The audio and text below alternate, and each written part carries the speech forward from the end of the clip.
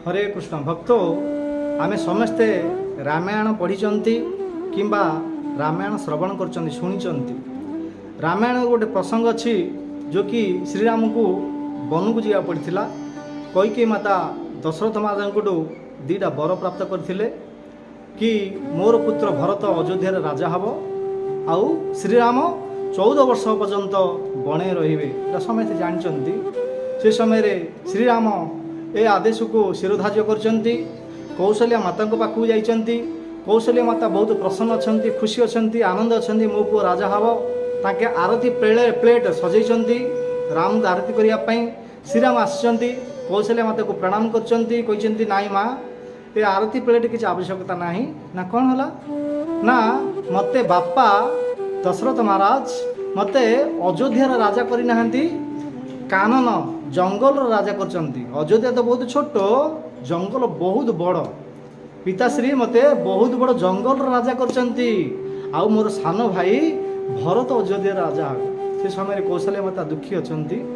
राम भगवान दुखी ना बहुत प्रसन्न अच्छा देखते आज डेट्रे भाई भाई भितर बाहाला पर सब भिन्न हो जाती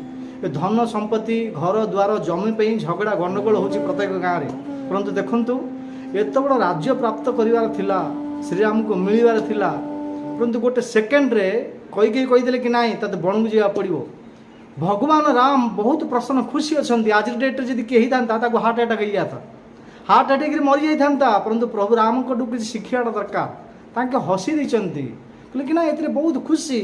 हाँ मोर सान भाई भरत को जब राज्य मिले मुझे बहुत खुशी किसी दुखी ना कहवा तात्पर्य आज डेट्रे लोक मैंने बहुत बड़ बड़ पोस्ट रे आसक्ति अच्छा बड़ बड़ माने जो सरकारी नौकरी बड़ बड़ पोस्ट रे लोक मैंने आसक्ति अच्छा पोस्ट छाड़ूना प्रभुपाद कहते जो पर्यंत बड़ बड़ जो पोस्ट अच्छा ये जो पर्यंत बंदूक गोली उड़ा न दि जाइए से पर्यंत पोस्ट को केवल छाड़ूना परंतु गोटे झटकार सकाल को राजा हबार थिला प्रभु राम को परंतु गोटे दिन पूर्व सूचना मिलला ना तमें राजा हबानी बण को जीव खुशी आनंद चली जाइंट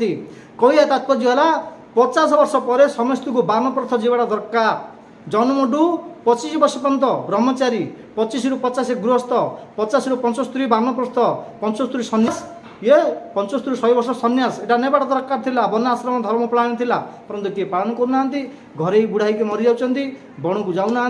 तपस्या करना साधु सन्त दर्शन करना ए प्रकार जीवन यापन करी लोक मैंने जन्म दुजराबाद पुणी फसी जाती